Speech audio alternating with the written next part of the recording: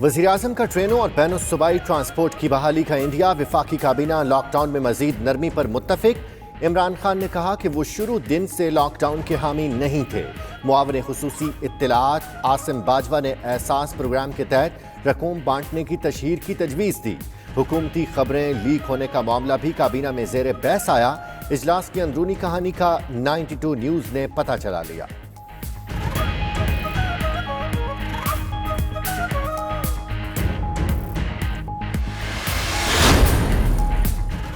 Lockdown में नरमी। ईद की खरीदारी के लिए बड़ी तादाद में लोग बाहर निकल आए। एसओपीज़ की धज्जियां बखेर दी। बाजारों में एसओपीज़ की खिलाफ वर्जी पर वजीर सेहत पंजाब मियां असलम इकबाल बरहम 92 न्यूज़ के प्रोग्राम दी लास्ट आवर में गुफ्तगू में कहा, आज से कम उम्र बच्चे और मुअम्मर शख्स बाजार दाखिल नहीं हो सकेंगे।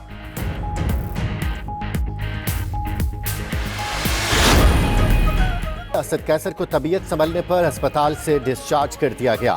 गवर्नर सिंध इमरान इस्माइल का कहना है कि दुआ करने वालों का शुक्रगुजार हूं। गवर्नर सिंध ने सेहतयाबी के बाद प्लाज्मा अतिया करने का ऐलान भी कर दिया।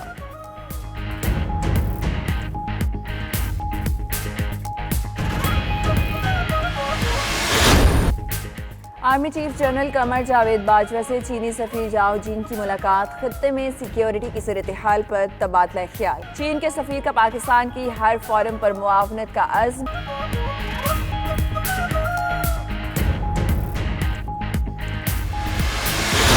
हम जाएंगे और सिंध में भी इंशाअल्लाह सियासी तौर पर हम अपना लोहा मनवाएंगे, जैसे पंजाब में मनवाया, जैसे खैबर पख्तूनख्वा में मनवाया। तैयारी कर लो। सिंध में भी इंशाअल्लाह आ रहे हैं हम, तैयारी कर लो। आप कहते हैं यूटिलिटी बिल्स हमने माफ कर दिए, गैस के बिल माफ कर दिए। आप होते कौन है माफ करने वाले?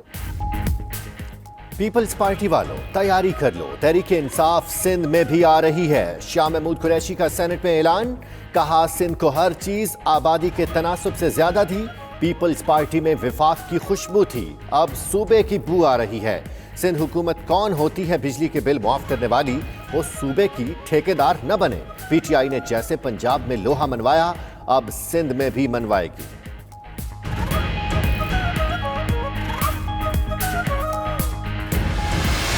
तो पता है कि किसने इस वजीर साहब को, जब वो हमारा वजीर साहब था, किसने अप्रोच किया, किसने वजीर आजम बनने का ख्वाब दिखाया।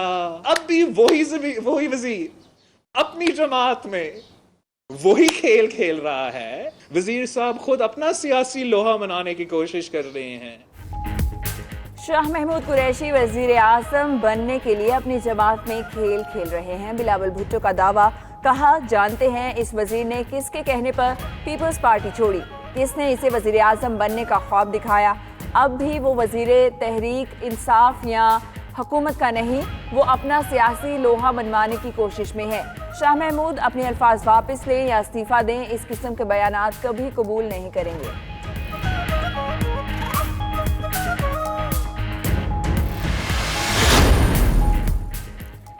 पंजाब में 10वीं जमात के पर्चों की मार्किंग होगी। बोर्ड के चेयरमैनों के इजलास के बाद वजीर बराए आला तालीम राजा यासिर की मीडिया से गुफ्तगू। कहा, 2 पर्चों में सप्लीमेंट्री स्टूडेंट्स को ग्रेस मार्क्स देकर पास करने की तजवीज़ ज़ेर गौर है। 9वीं और 11वीं के तलबा तालिबात को इस साल पास कर दिया जाएगा। अगले साल 10वीं और 12वीं के इम्तहानात कंपोजिट लेने की तजवीज़ है।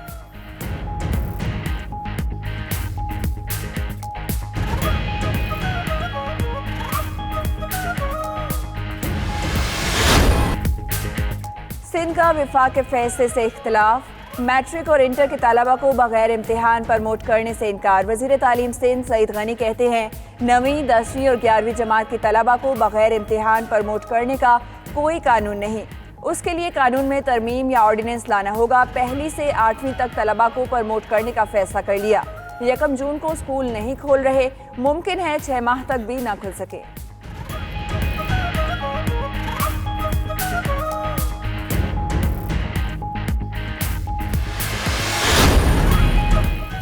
लॉकडाउन ने ऑटो इंडस्ट्री का भट्टा बिठा दिया। वजारत सनत के जराये के मुताबिक अप्रैल 2020 में एक भी गाड़ी फरोख्त न हो सकी।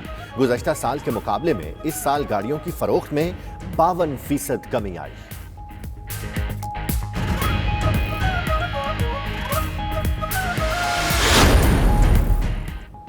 एविएशन डिवीजन ने इलाकाई फ़ज़ाई ऑपरेशन की मअतली में तोसी कर दी। अंदरून मुल्क फ़्लाइट ऑपरेशन की मअतली में 29 मई की रात 12 बजे तक तोसी की गई। बैनुल अक़वामी फ़ज़ाई ऑपरेशन 14 मई तक मअतल है। खुसूसी और कार्गो परवाज़ों को इस्तिस्ना हासिल।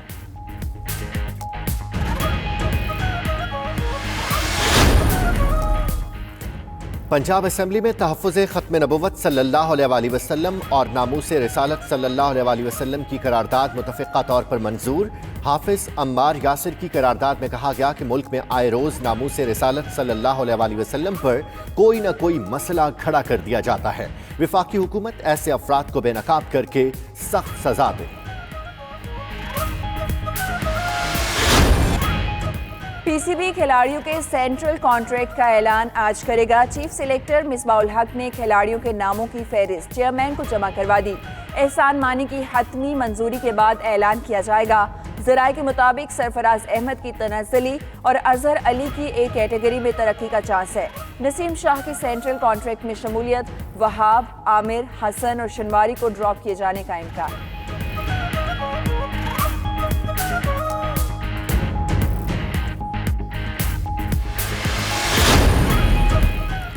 और ट्विटर के मुलाजमीन के लिए बड़ा ऐलान, दफ्तर से नहीं अब घर से काम। ट्विटर मुलाजमीन को हमेशा के लिए घर से काम करने की इजाज़त देने वाली पहली कंपनी बन गई। मुलाजमीन के लिए ये सहूलत हमेशा के लिए दस्तयाब होगी।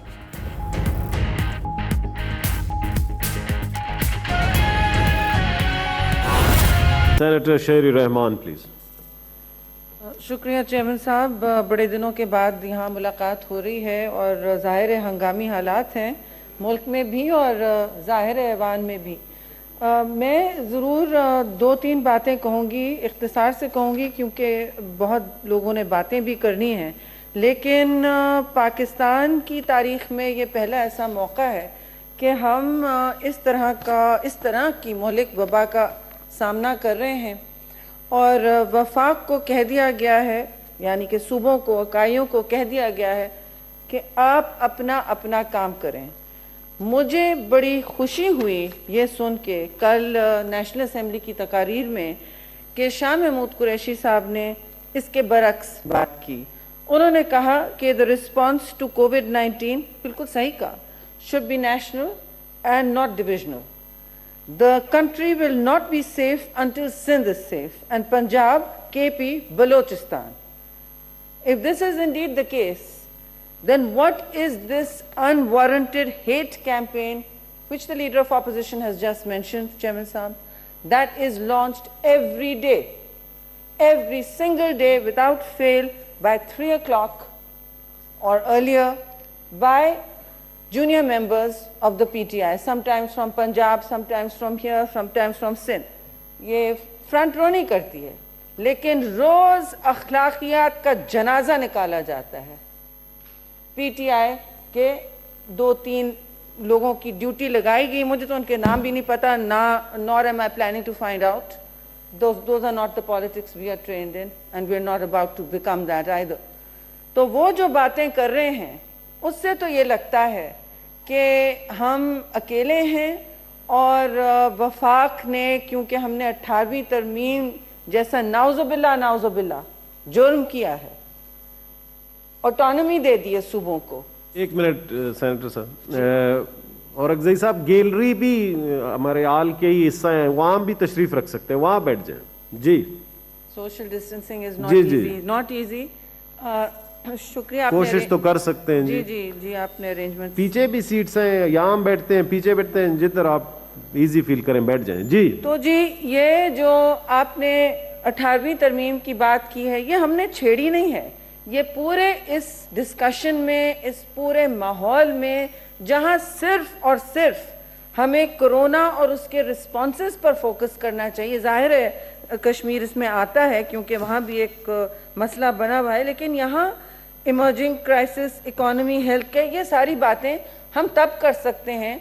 अवाम को एक यूनाइटेड मैसेज, एक वहदत का पैगाम कैसे देंगे हम, यकजहती का पैगाम कैसे देंगे अगर आपके यहाँ से, आपकी हुकूमत से, आला सतह से, कभी सूबाई सतह से ये रोज यलगार और तूफान बदतमीजी शुरू किया जाता है। हमने तो अपने लोगों से कहा है कि आप किसी जबान में जवाब ना दें और ना माहौल को, सियासी माहौल को आलूदा करें, क्योंकि लोगों को मैसेज क्या मिल रहा है चेयरमैन साहब, बातें बहुत करने की है लेकिन अफसोस से हम इस पे फंस गए हैं। क्योंकि मैसेज क्या है, मैसेज ये है, आज आप बाहर देखें लॉकडाउन का कि सब मतलब खुल गया है, सब कुछ खुल गया है, कोई SOPs नहीं है।